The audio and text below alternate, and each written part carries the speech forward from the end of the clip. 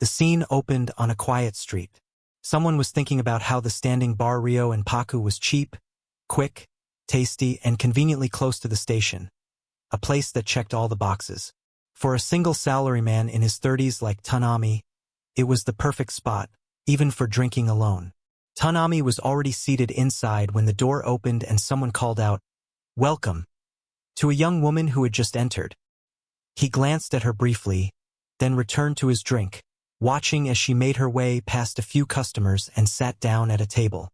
He sipped happily, savoring the taste, and thought about how the counter seat had become his usual spot. For the past few months, it had been his Friday night routine. Come here, have a drink, then head home. As someone nearby muttered about being tired, Tanami's thoughts turned to the owner, Kana Kurobi, his high school classmate. It was that connection that made him a regular at the bar. Kana made a comment about how eating 10 servings of gyoza was a bit excessive, to which Tanami agreed. Then she said something was a bit bad, prompting him to ask if she meant the gyoza. She shook her head and nodded toward a table. Tanami turned and saw the girl from earlier surrounded by a group of men. They were asking typical intrusive questions. "Hey, where are you from?" And "First time here." She sat silently, visibly tense. Both Kana and Tanami grew uneasy. Tanami noted how long she'd been encircled by the group and muttered that maybe it was Kana's turn to intervene. Kana replied that the orders were still piling up. Instead, she poured some juice into a glass, handed it to Tanami along with a paper coaster, and asked him to deliver it to her. When he looked at the coaster, he immediately understood her intention. Meanwhile, the men continued laughing and drinking, oblivious to her discomfort. Tanami walked over, nudged through the group, and politely said, "Excuse me," as he handed the drink and coaster to her. "It's from the owner," he said. From behind the counter, Kana gave them a small wave. The girl looked down at the coaster. A handwritten message read, "You're free to change your seat, though only counter seating is available. This guava juice is on the house." She looked over at Kana and Tanami. One of the drunk men asked what she was reading and demanded to see it. She brushed him off with a nothing, but he pressed further. Tanami had returned to his seat and resumed eating when suddenly a drink was slammed onto his table. It was the girl. She told him she couldn't drink guava juice, so he should take it instead.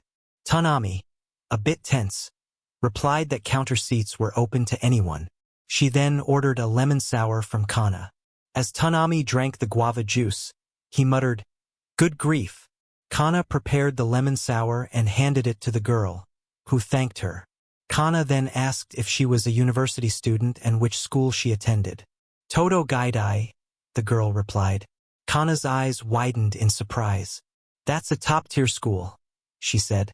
When the girl asked if Kana knew of it, she explained that she had once been a student there too, though she dropped out after a year. "I see," the girl said simply. Kana asked what her major was. "Oil painting." Kana smiled. "Nice. That makes me want to pick up a brush again. It's been a while." Tanami took a sip and thought to himself. Cold, sour, and refreshing. Meanwhile, Haimai told Kana that if she wanted to start painting again, she should. Kana agreed but added that there were other reasons behind her hesitation. Then she paused, realizing she'd been talking too much. "Sorry," Kana said. "Tanami's giving off this don't talk to me vibe." Haimai turned to Kana and asked, "What about him?" "That's Saya Tanami," Kana replied. "He's a regular and my classmate from high school." Haimai looked surprised. "Classmate?" Tanami, overhearing, asked what was going on. Then he turned to Kana and asked, "You're about 27, right?" Kana laughed. "Close, but I'm actually turning 29 this year." Haimai's eyes widened. "Ah, sorry. I thought you were around the same age as Tanami and spoke too casually." "It's fine," Tanami said. "But I've already been working for 7 years. New clients always underestimate me. I guess it's the baby face. Nothing I can do about it." "But you're still speaking casually," he added, glancing at Haimai. "Is that not okay?" she asked. He smiled slightly. "It's fine." Then, Haimai reached for the untouched guava juice on the table. Actually, I'll drink this after all. Thanks. Tanami raised an eyebrow. Didn't you say you couldn't drink it? I can drink it, she replied. No one really can't drink guava juice. People just think they don't like it without giving it a chance. Tanami narrowed his eyes. So why'd you lie? Haimai looked away. I was worried there might be something in it. What? Tanami snapped. I would never do that. All men say that, she replied coolly. Kana, watching from the counter, thought to herself, she's pretty jaded. Huh? Haimai quickly added, it's not that I don't trust you. Kana, sensing the tension, leaned in and asked, is something going on? Nothing major, Haimai said. Just venting a little. I'm Hi Rio, by the way. Before Kana could say more, someone called her name, and she stepped away. Tanami turned back to Haimai. Kana's always been a bit scatterbrained like that. But if you feel like talking, I'll listen. Thanks, she said. I work part-time at a nearby company doing illustrations and design. Every week we have staff meetings. On Fridays, Tanami asked. She nodded. Always Friday nights. Even though we could easily do them online, they insist on meeting in person. The guy I work with is younger and, I don't know. Do you think he's after something? You mean hitting on you? Hoping to go out drinking after. That's exactly what's been bothering me. She sighed. Should I just tell him directly that he has no chance? Tanami shook his head. If he's crossing a line, report it. That kind of behavior violates company policy. But would I still have to work with him afterward? She asked. The pay's good. Then maybe drop a subtle hint, Tanami said. Like showing him your phone's lock screen, or something that suggests you have a boyfriend. Haimai lit up. That's a good idea. Will you help me? I don't actually have a boyfriend. Before Tanami could react, she pulled out her phone. Put your hand here, she said, guiding his hand into the frame. She snapped a photo. Couples always post pics like this on social media. Tanami, clearly flustered, gave a stiff nod. Why yeah. We just need to, talk about stuff, right? Just then, a voice called out, Huh? Haimai-chan. Both Haimai and Tanami turned to see a man approaching. Taka-san, she said. Good work today. The man, Takoka, walked over and looked around. You drink at places like this often? Haimai shook her head. Not really. Takoka said he knew a much better place and asked Haimai if she had time to go. She declined, explaining that she didn't drink alcohol. Why are you lying? Takoka pressed, narrowing his eyes. And who's this guy? Haimai quickly jumped in. This is Saya Tanami, she said, then leaned in and whispered to Tanami. He's the guy from my part-time job I told you about. Realization dawned on Tanami, and the air between the two men grew tense. Takoka looked Tanami over. Is he your boyfriend? Tanami began to deny it, but before he could answer, Haimai grabbed his hand and smiled. Yes, that's right. We went to the same university, too. Tanami blinked in confusion, then understood. Haimai wanted him to pretend to be her boyfriend. Takoka looked surprised, his expression faltering. I see, he said stiffly, before turning and leaving. After he was gone, Haimai apologized. Sorry, but it was a good chance. She added, we don't look that far apart in age, so it works. If it solves your problem, it's fine, Tanami replied. Haimai nodded but, after a pause, admitted, still, I might have gone a bit overboard. Tanami tilted his head. What do you mean?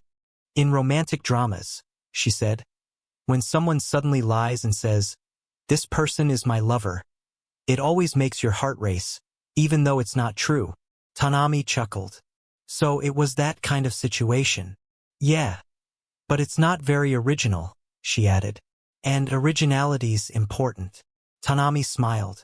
That's the kind of thing I'd expect from an artist. I'm not an artist, Haimai said quietly. I'm just a normal person. I don't have a world of my own. Tanami frowned. What do you mean? She hesitated, then explained. My work gets criticized for lacking a worldview. They say it feels hollow. I just like mixing colors because it feels good. There's no emotion behind it, no message. So it's not considered real art. Did someone say that to you? Tanami asked gently. She didn't respond. After a pause, he said, no matter the field, people can't live by speaking their true feelings all the time. What do you mean by true feelings? Haimai asked. I mean, even I put up a front, he said. Sometimes I'm thinking, what a crappy boss. But I still bow and act polite. That sounds rough, Haimai replied. Tanami shrugged. Not all artists have noble ambitions.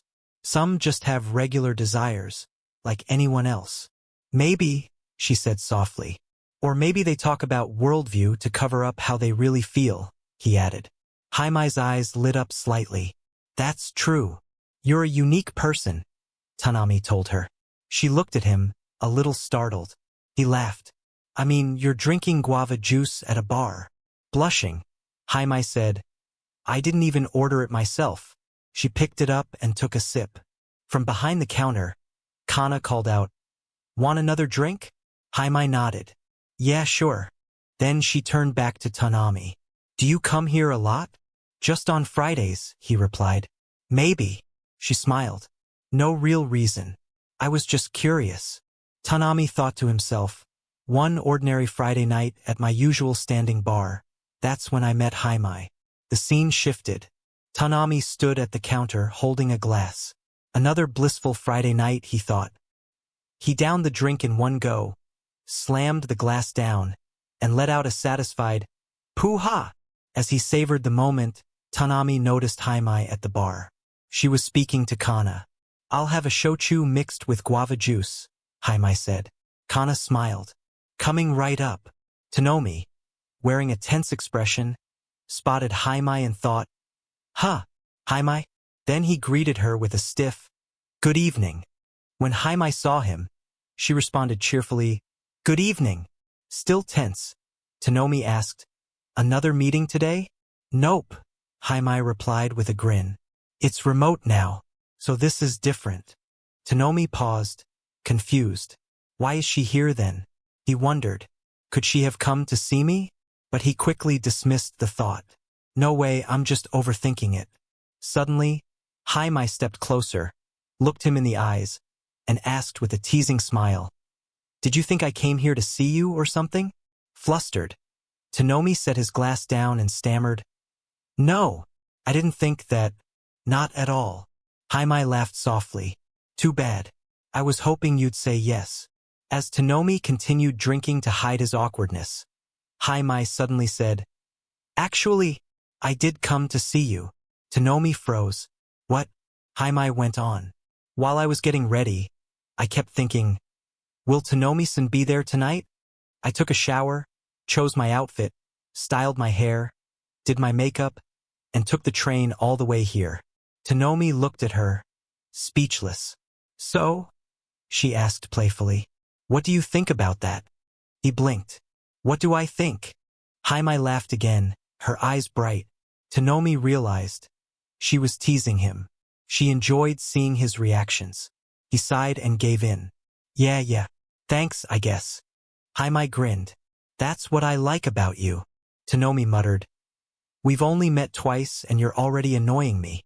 And that's also what I like about you, she replied with a smirk. Normally, someone older might say, you shouldn't be so rude to your elders. But you just go, it's only the second time, huh? Tanami smiled slightly. Well, I still look the same on the outside. But yeah, you're right. Just then, Kana returned with a drink. Sorry for the wait, she said, handing it to Haimai. Thanks, Kana, Haimai said as she picked up the drink. Then, looking at Tanami, she raised her glass. Let's toast. Tanami chuckled. Sure. They clinked glasses. Cheers. As they drank together, Tanami thought somehow for the second week in a row we've ended up drinking alone. Together. Haimai gave a small sigh, then, with a faint blush, called his name softly. Tanami-san, of all the stages in life, like elementary school, middle school, high school, university, which friends did you get along with the best? He looked at her, considering. I'd say, probably high school. I guess. I figured, she replied with a nod. Tonomi continued, I didn't really connect with people in university. And once you hit this age, it gets harder to make new friends. True, Haimai said. Were you able to make friends at work? He shook his head. Even worse there. It's all give and take. Profit and loss. It's not that kind of environment. Have you made any real friends since you started working? Tonomi went quiet, thinking about the word friend. He glanced at Haimai. What we have isn't quite friendship, he thought. This is only the second time we've met. He finally said, since I started working. No, there's been no one like that. Haimai smiled gently, then leaned a little closer. Just what I expected from you, she said. Tonomi tensed. What's that supposed to mean? Blushing slightly, Haimai replied. If you just greeted me with a dull, oh hey Haimai, I probably wouldn't have felt like coming again next week. Tonomi's eyes widened in surprise, then softened into a smile. He let out a quiet laugh, his cheeks tinged with pink. Looks like I was barely saved, he thought.